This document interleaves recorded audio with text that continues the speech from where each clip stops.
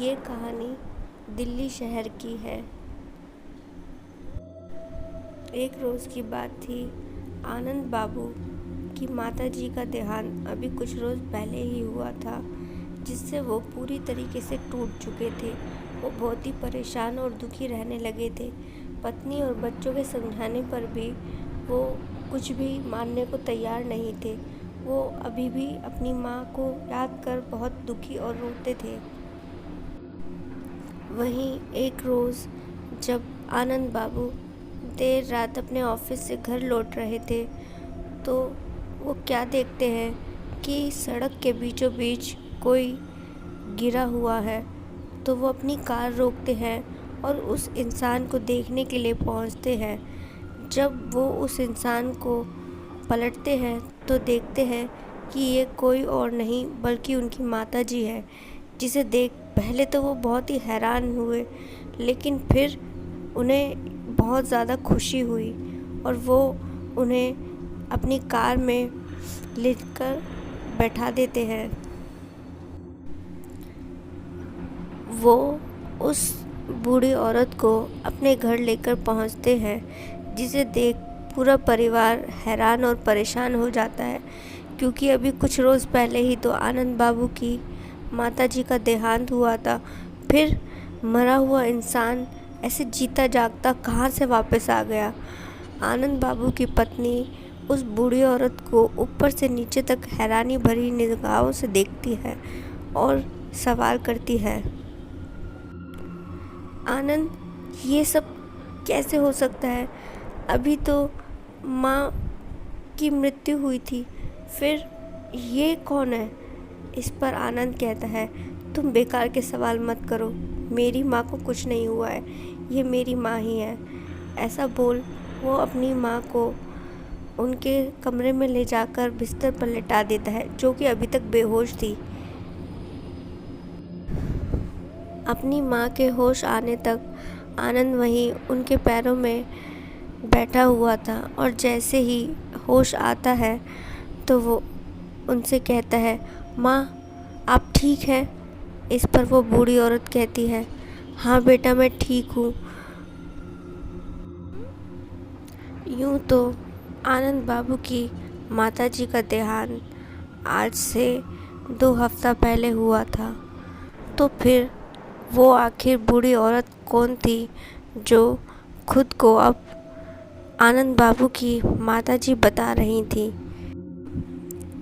जो भी कुछ था, लेकिन आनंद को उस बूढ़ी औरत पर पूरी तरीके से विश्वास था कि वही उसकी माता है, जिससे वो बहुत ही ज़्यादा प्यार करता था।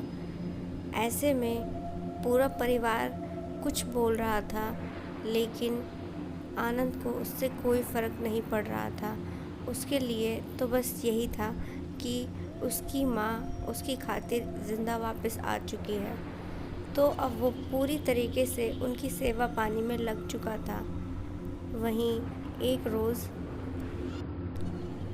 आनंद बाबू की पत्नी घर से बाहर अपनी एक सहेली से मिलने एक कैफ़े पहुंचती है, जहां वो अपनी सांस के बारे में उससे सारी बातें शेयर करती है। तो इस पर उसकी सहेली कहती है, भला ऐसा कैसे हो सकता है?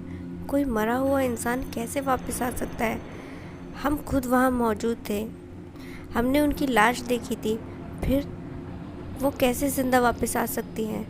इस पर आनंद बाबू की पत्नी कहती है, हाँ, मैं भी वही सोच रही हूँ, मुझे तो कुछ समझ ही नहीं आ रहा है।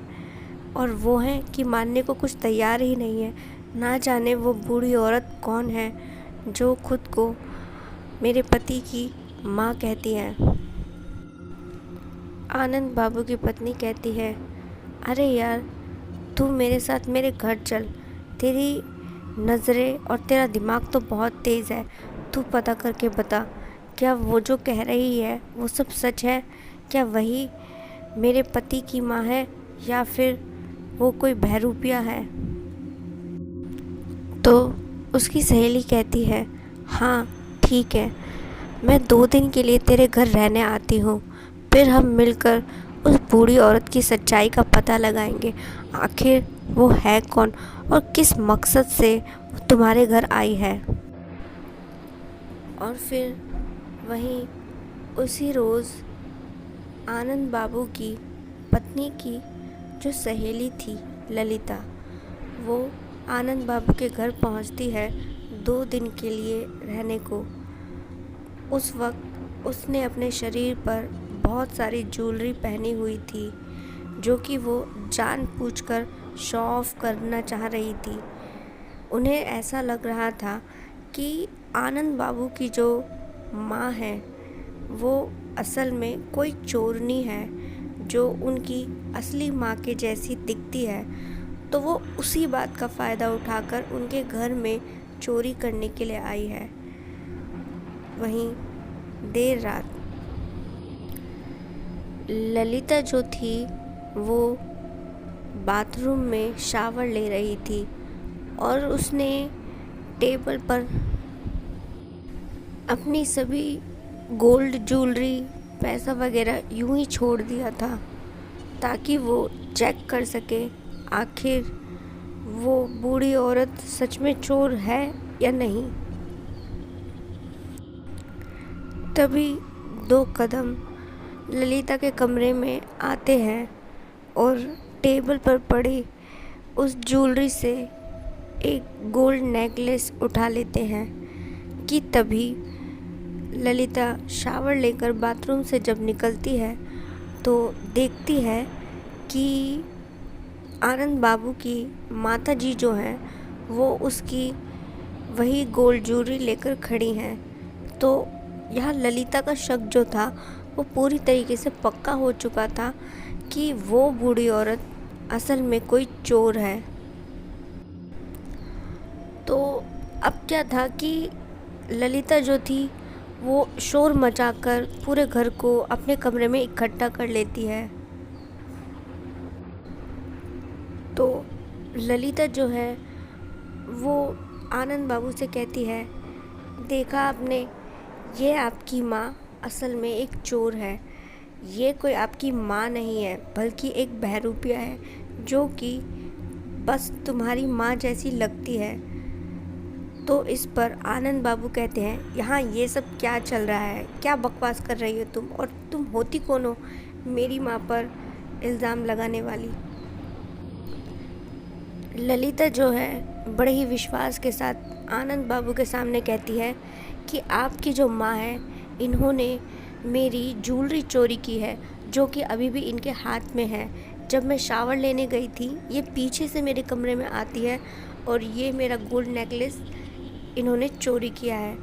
तो आनंद बाबू बड़े ही गुस्सा हो जाते हैं। तभी आनंद बाबू की जो माँ है वो कहती हैं कि ये सब झूठ है बेटा, मैं तो बस यहाँ ललिता से कुछ कहने आई थी कि तभी मैंने उसका ये नेकलेस ज़मीन पर पड़े देखा तो मैंने उठा कर रखने की सोची, तभी ये बाहर आई और इससे लगा कि मैंने इसका लॉकेट चोरी किया है। यहाँ आनंद बाबू जो थे उन्हें अपनी माँ पर फुल्ली विश्वास था, पूरी तरीके से वो उन पर बिलीव करते थे। वो ये मानने को तैयार ही नहीं थे जो ललिता कह रही है वो सच है।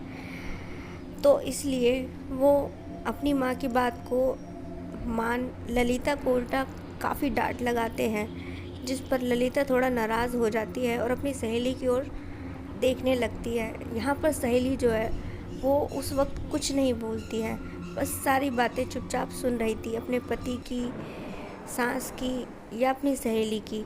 कि तभी ललिता जो है आईने में क्या देखती है कि जो आनंद बाबू की माता जी हैं वो आईने में दिखाई ही नहीं दे रही। उनके आसपास जो बाकी सब लोग खड़े हैं वो सब दिख रहे हैं लेकिन उनकी माँ नहीं नज़र आ रही है। ये सब देख अचानक से ही ललिता को थोड़ा झटका लगता है और उसे कुछ समझ नहीं आता। तो वो उस वक्त के लिए एकदम से ही सब कुछ शांत करते हुए कहती है आनंद बाबू से, मुझे माफ़ कर दीजिए, शायद मुझी से कोई गलती हुई होगी और मैं आपकी माँ से सॉरी बोलने को तैयार हूँ। आई एम सॉरी माँ। आप ठीक कह रही हैं, शायद मुझसे ही गलती हुई है। तो इस पर आनंद बाबू की माँ बड़े ही प्यार से ललिता के सर पर हाथ फेर कर कहती है, कोई बात नहीं बेटा, गलती हो जाती है। चलो अब तुम सो जाओ, आराम करो, हम कल सुबह बात करते हैं। और फिर बाकी सब ललिता के कमरे से जाने लगे कि तभी वो अपनी सहेली का हाथ पकड़ उसे वहीं उस कमरे में रोक लेती है। तब तक बाकी सब जा चुके थे।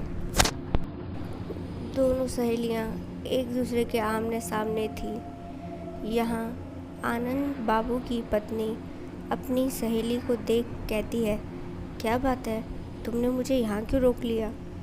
तो ललिता इस पर कहती है, वो जो है। तो ललिता की सहेली आनंद बाबू की पत्नी कहती है, क्या कहना चाह रही हो, साफ साफ कहो, इतना घबरा क्यों रही हो? तो ललिता एक पल के लिए किसी बुत की तरह खड़ी हो जाती है। यहाँ ललिता जो है, उसने जो कुछ देखा आईने में उसको अल्फाजों में कहने से थोड़ा झिझक रही थी, परेशान और डरी हुई थी वो। तो आनंद बाबू की जो पत्नी है वो एक बार फिर अपनी सहेली ललिता से सवाल करते हुए कहती हैं, क्या बात है, कहो, डरो मत, मैं सब सुनने को तैयार हूँ। तो इस पर ललिता डरते हुए कहती है, तुम्हारी वो जो सांस है वो असल में तुम्हारी सांस नहीं है, बल्कि वो तो एक भटकती रूह है। अपनी सहेली की बात सुन एक पल के लिए आनंद बाबू की पत्नी कुछ सोच में पड़ गई और 2 मिनट तक यूं ही बुत की तरह खड़ी सोचती रही और फिर कहती है, तुम ये क्या कह रही हो, भटकती रूह? तो फिर ललिता इस पर बताती है कि उसने कुछ ही देर पहले आईने में जो देखा उस सब सच को वो अपनी सहेली को बताती है। तो इस पर जो है उसकी सहेली कहती है, इसका मतलब जो इस वक्त हमारे घर में है ये कोई भटकती रूह है या फिर उस जैसा ही कुछ? तो ललिता कहती है, हाँ, शायद भटकती रूह या वैसा ही कुछ। हम नहीं जानते कि ये यहाँ किस मकसद से आई है, लेकिन जो भी हो इसके इरादे नेक तो बिल्कुल नहीं होंगे। यहाँ ललिता जो है अब इस सब के बाद थोड़ा डर चुकी थी। तो वो अपनी सहेली को कहती है कि प्लीज़ तुम यहीं रुक जाओ, मुझे बहुत डर लग रहा है, ना जाने वो मेरे साथ क्या करे। आखिर मैंने उस पर झूठा इल्ज़ाम जो लगाया था। तो आनंद बाबू की पत्नी अपनी सहेली से कहती है कि बच्चे अभी जगे हुए हैं, मैं उन्हें सुला के आती हूँ। ललिता कहती है, ठीक है, लेकिन जल्दी आना, मुझे बहुत ज़्यादा डर लग रहा है। तो आनंद बाबू की पत्नी जो है वो अपने बच्चों को सुलाने उनके कमरे में चली जाती है। यहाँ ललिता अकेली डरी सहमी बिस्तर पर जाकर लेट जाती है।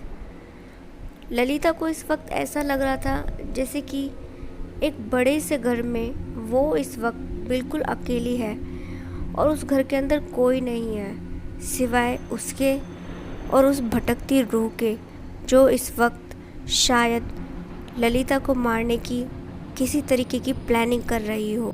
तभी अचानक से तेज़ हवा के बहाव से कमरे की जो खिड़की है वो अपने आप खुल गई और पर्दे हिलने लगे, जिसे देख ललिता जो है थोड़ा पहले से ज़्यादा डर महसूस करने लगी। उसे लग रहा था इस वक्त ये सब जो है वो आत्मा ही कर रही है ललिता से अपना बदला लेने के लिए। इसी डर में जो है ललिता को पता भी नहीं चला, उसे नींद आ चुकी थी और सोते सोते सोते अचानक से उसे ऐसा लगता है जैसे कि कोई उसके पैरों की ओर से चादर को खींच रहा हो। वो बार बार चादर को अपने ऊपर ओढ़ती और बार बार चादर खिसक कर नीचे चली जाती। अब कई बार ऐसा होने पर ललिता जो है थोड़ा डर कर उठती है, तो क्या देखती है कि उसके पैरों के पास वही बूढ़ी औरत खड़ी है जो कि आनंद बाबू की माँ का झूठा ढोंग कर रही है, जो कि असल में शायद कोई भटकती रूह है या इस जैसा ही कुछ। उस बूढ़ी औरत की सच्चाई चाहे जो थी, लेकिन सच और डराने वाली बात तो ये थी कि वो इस वक्त ललिता के कमरे में उसके सामने खड़ी थी और उसे बड़े ही डरावने तरीके से घूरे जा रही थी। एक पल के लिए तो ललिता को ऐसा लगा जैसे कि वो बूढ़ी औरत धीरे धीरे धीरे उसके पैरों के पास से होते हुए उसके गले की ओर बढ़ रही हो, और वो डरकर अचानक से अपनी आंखें बंद कर लेती है, चीखते चिल्लाते हुए, नहीं नहीं नहीं, मुझे छोड़ दो, मुझे जाने दो, मैं अब यहाँ कभी वापस नहीं आऊँगी, छोड़ दो मुझे।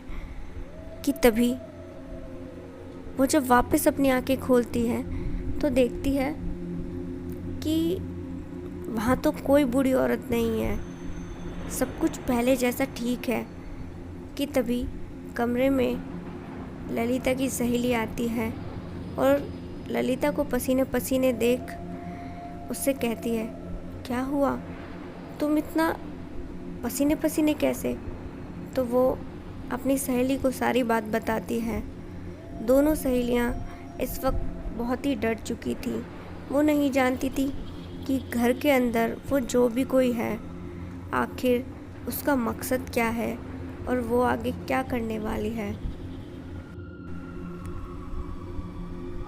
इसी डर के साए में दोनों सहेलियों की रात निकल जाती है और फिर अगले ही दिन ललिता बिना कुछ कहे सबसे चली जाती है।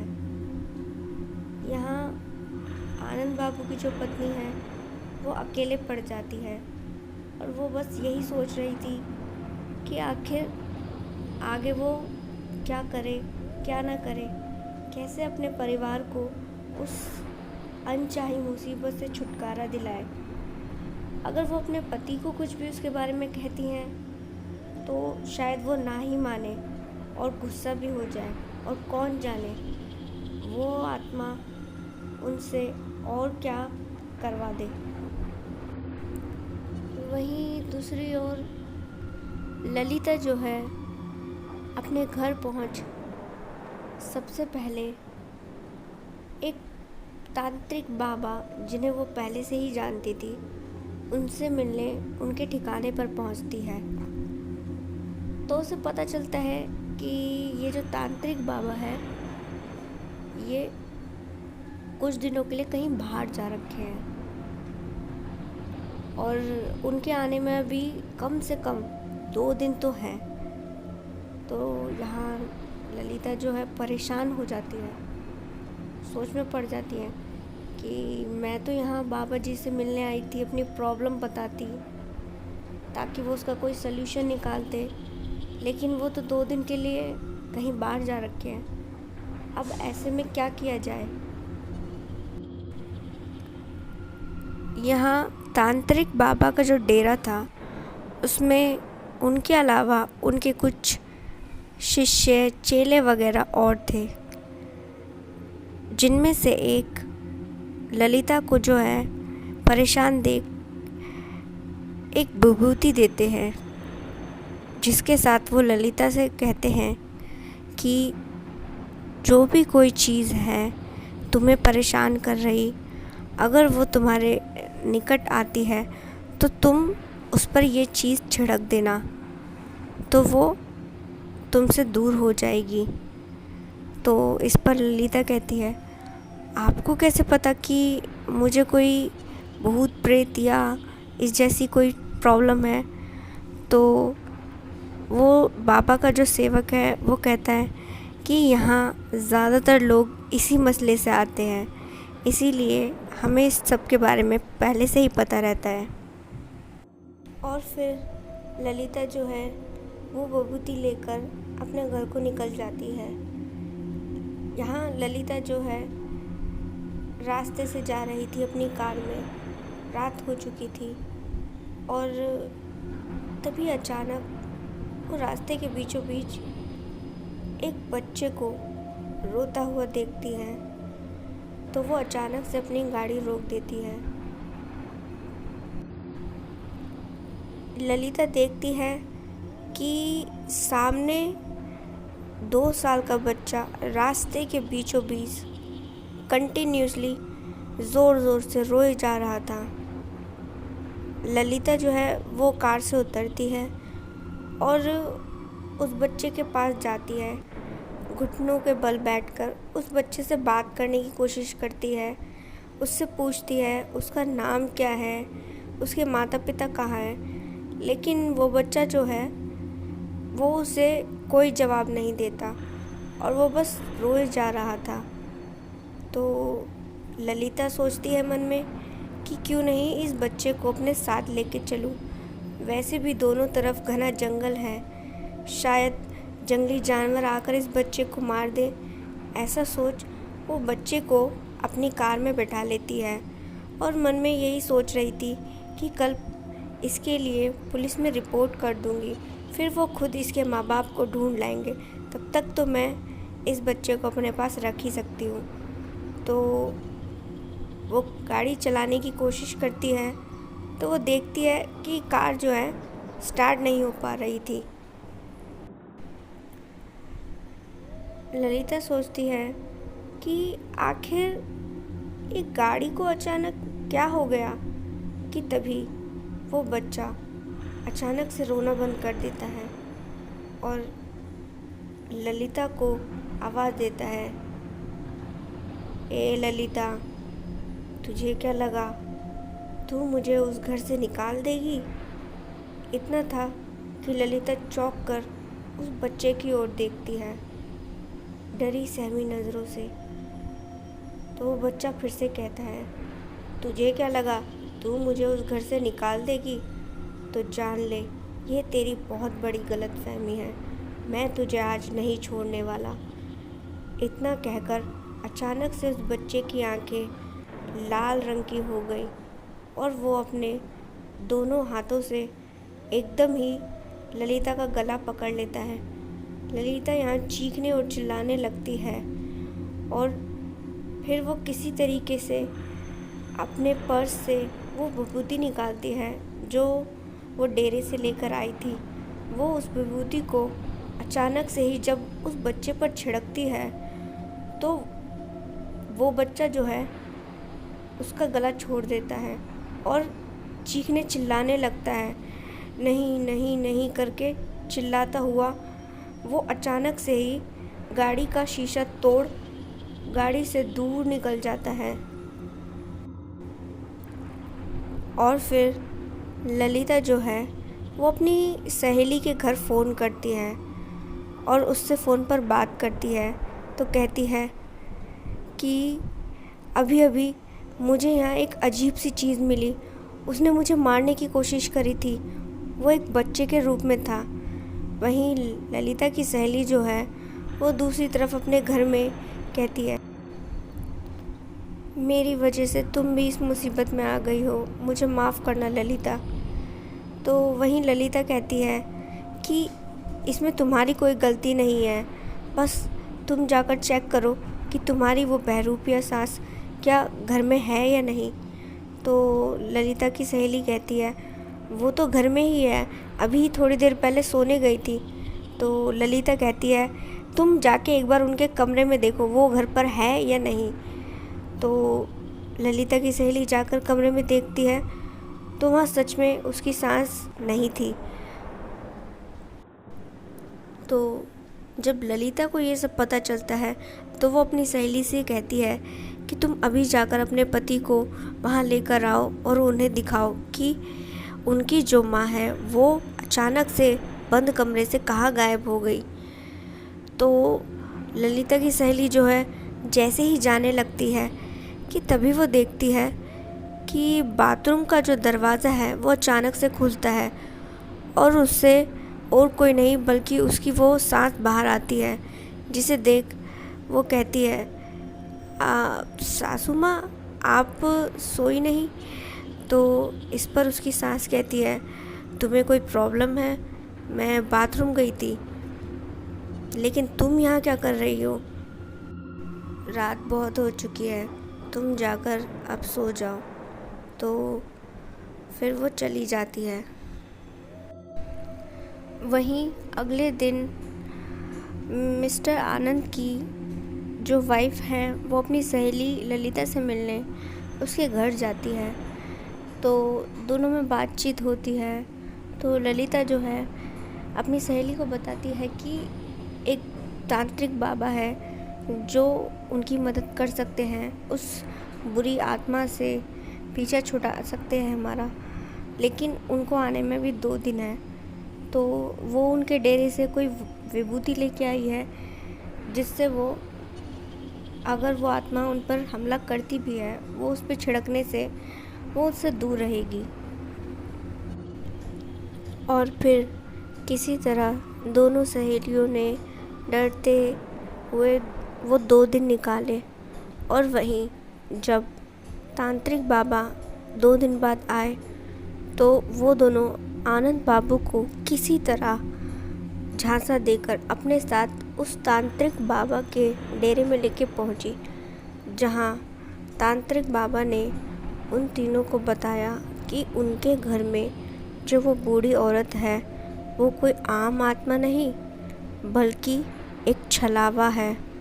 जिसे सुनकर आनंद बाबू थोड़ा गुस्सा हो गए। आनंद बाबू जो है वो गुस्से में वहाँ से खड़े हो गए और जाने लगे। तो इस पर तांत्रिक बाबा ने कहा, मूर्ख रुक जा, नहीं तो वो छलावा तेरी पूरी गृहस्थी को बर्बाद कर देगा। तुम्हारी माताजी तो मर चुकी है ना, उनकी लाश तुमने खुद अपनी आंखों से देखी थी। तो एक बात तो बताओ, मरे हुए इंसान कब से ज़िंदा होकर वापस आने लगे? इस पर आनंद बाबू जो है थोड़ा सोच में पड़ गए। और अगर तुझे मेरी बातों पर विश्वास ना हो तो आज रात 1:03 पर अपनी आंखों से उसकी सच्चाई देख लेना।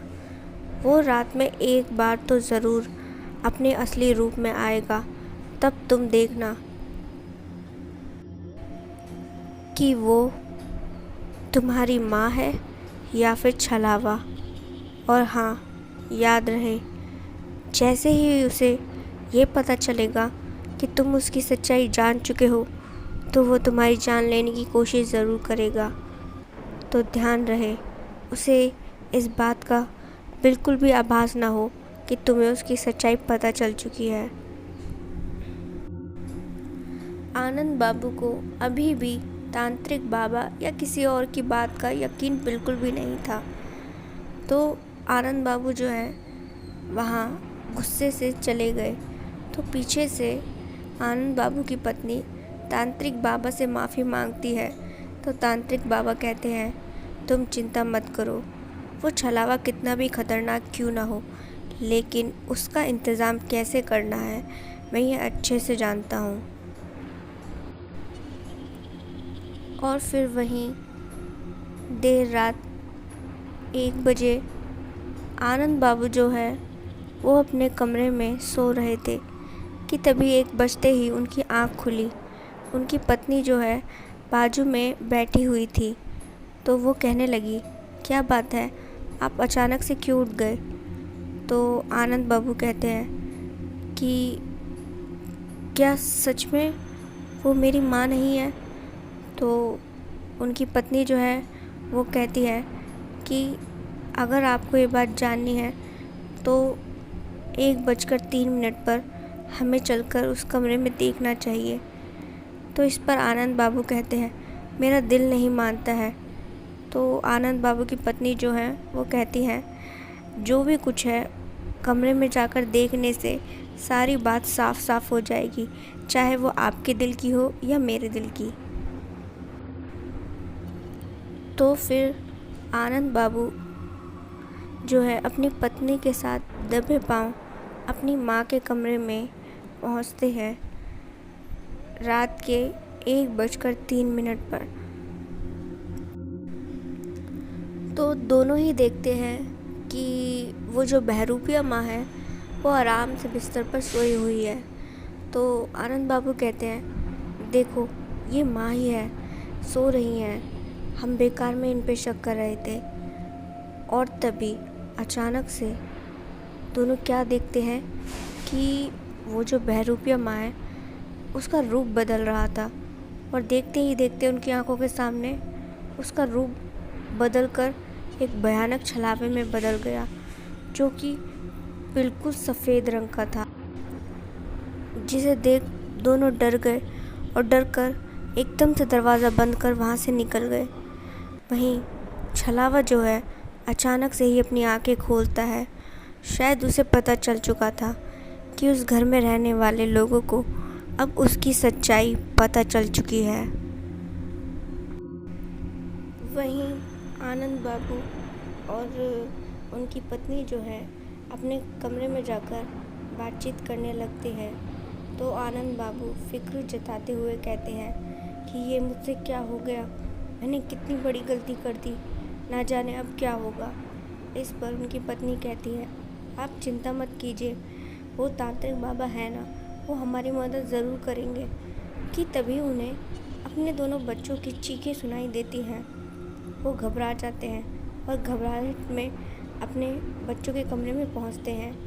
तो देखते हैं कि ये जो छलावा है ये फिर से आनंद बाबू की माँ का रूप लेकर बच्चों के कमरे में पहुंच उनको पकड़ लेता है और उन्हें डराने की कोशिश कर रहा था।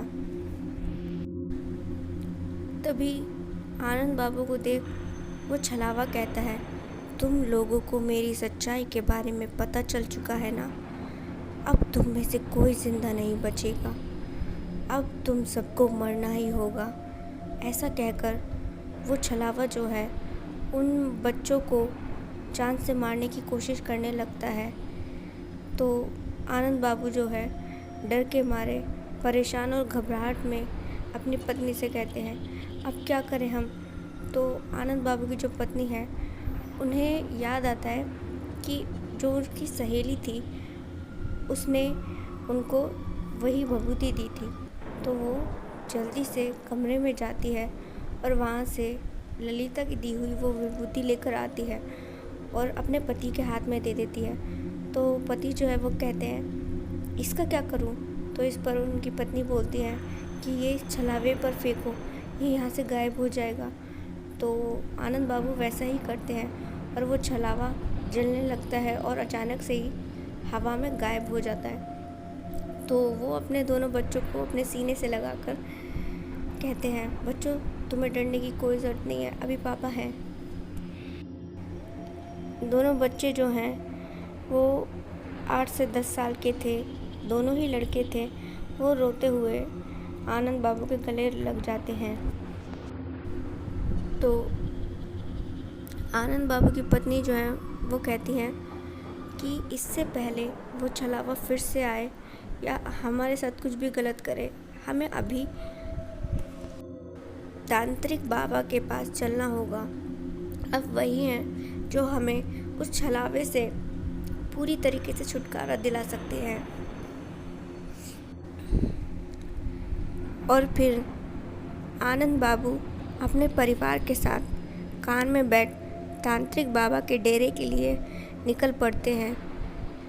जब वो रास्ते में जा रहे थे तो वो देखते हैं कि एक अजीब सी चीज़ दिखने वाली कोई उनका पीछा कर रही है बड़ी ही तेज़ रफ्तार में। जब वो करीब आई तो देखा वो कोई और नहीं बल्कि छलावा ही था, जो कि अब भी उनकी माँ के ही रूप में था। तो आनंद बाबू जो हैं वो डर कर अपनी कार के शीशे बंद कर लेते हैं और अपनी कार की रफ्तार जो है थोड़ी और बढ़ा देते हैं। यहाँ बच्चे जो है डर कर चीखने और चिल्लाने लगे थे। उनकी माँ जो है उन्हें चुप कराने की कोशिश करती है कि तभी वो लोग देखते हैं कि छलावे का रूप अब भी आनंद बाबू की माँ जैसा ही है, लेकिन उसी में और ज़्यादा डरावना और भयानक हो गया है। तो वो छलावा जो है अचानक से ही उड़कर आनंद बाबू की कार की छत पर चढ़ जाता है और अपने दोनों हाथों से छत को मारकर तोड़ने की कोशिश करने लगता है, जिससे वो चारों बुरी तरीके से डरे और सहमे हो जाते हैं। यहाँ पर छलावा जो था वो अपनी बड़ी ही डरावनी सी आवाज़ में उन्हें कार रोकने के लिए बोलता है। कहता है, आनंद, कार को यहीं रोक दे, नहीं तो तू मेरे हाथों बहुत बुरी तरीके से मरेगा। आनंद बाबू कुछ नहीं कहते, तो इस पर छलावा फिर से कहता है, आनंद, कार रोक दे, नहीं तो मैं तेरे बच्चों को जान से मार दूंगा। तो आनंद बाबू फिर से कुछ नहीं कहते। तो तीसरी बार छलावा फिर से कहता है, आनंद, मुझे गुस्सा आ रहा है, तू कार रोकता है या मैं तेरे परिवार को खा जाऊं। तभी वो लोग क्या देखते हैं कि छलावा जो है छत से धीरे धीरे खिसक कर सामने की खिड़की पर आ गया है, जिसे देख वो चारों घबरा जाते हैं और आनंद बाबू भी अचानक से ब्रेक लगाते हैं। तो वो छलावा दूर जाकर गिरता है और फिर वो वापस से खड़ा होता है और उनकी कार की ओर बढ़ने लगता है। वो चारों के चारों कार से नीचे उतरते हैं तो देखते हैं कि छलावे के पीछे तांत्रिक बाबा खड़े थे, जिसे देख उन चारों को थोड़ा आराम और सुकून मिलता है। छलावा देखता है कि आखिर ये लोग क्यों खुश हो रहे हैं। तो वो जैसे ही पीछे मुड़ता है तो तांत्रिक बाबा को देख वो थोड़ा घबरा जाता है। वहीं तांत्रिक बाबा जो हैं उस छलावे से कहते हैं, इन लोगों को छोड़ दे, नहीं तो मैं तेरा बहुत बुरा हाल करूँगा। छलावा जो है हंसने लगता है। तांत्रिक बाबा अपनी पोटली से वही जादुई विभूति निकालते हैं और उस छलावे पर छिड़कते हैं, जिससे वो छलावा जो है उस पल वहाँ से गायब हो जाता है। और फिर उसके बाद तांत्रिक बाबा उन चारों को अपने डेरे में लेके पहुँचते हैं, जहाँ वो एक हवन जलाते हैं और उसमें कुछ क्रिया साधना शुरू करते हैं। उन क्रिया और साधनाओं के दौरान उन्हें कुछ अजीब और भयानक आवाज़ें सुनाई दे रही थी, जिन्हें सुन आनंद बाबू का परिवार थोड़ा डर रहा था। तो तांत्रिक बाबा कहते हैं, डरो नहीं, ये सब उस छलावे का खेल है। वो हमें ये क्रिया साधना करने से रोकना चाहता है, लेकिन मैं ये साधना नहीं रोकने वाला। उसे जड़ से ख़त्म करना है तो ये साधना होनी ज़रूरी है। और इसी के साथ जब तांत्रिक बाबा उस हवन में लास्ट विभूति डालते हैं तो अचानक से उसमें एक तेज़ ब्लास्ट होता है, जिसके बाद तांत्रिक बाबा उन लोगों से कहते हैं, अब तुम लोगों को डरने की कोई ज़रूरत नहीं है। वो छलावा हमेशा हमेशा के लिए तुम्हारी ज़िंदगी से दूर जा चुका है। तो आनंद बाबू का जो परिवार था वो तांत्रिक बाबा को बहुत ही ज़्यादा धन्यवाद करते हैं। तो आनंद बाबू जो है वो कहते हैं कि आखिर वो छलावा हमारे पीछे क्यों पड़ा था। तो तांत्रिक बाबा कहते हैं, ये सब बातें बेकार की हैं, छोड़ो, तुम अपनी ज़िंदगी में खुश रहो और किसी और बात पर ध्यान मत दो। और फिर इस तरह तांत्रिक बाबा ने आनंद बाबू के परिवार को इस छलावे से हमेशा हमेशा के लिए मुक्त करा दिया। तो गाइज़, आपको अगर ये कहानी अच्छी लगी हो तो इस वीडियो को लाइक ज़रूर कीजिएगा और मेरे चैनल को सब्सक्राइब भी ज़रूर कर लीजिए, क्योंकि आपकी पसंद की कहानियाँ मैं लाती रहूँगी। Thanks for watching.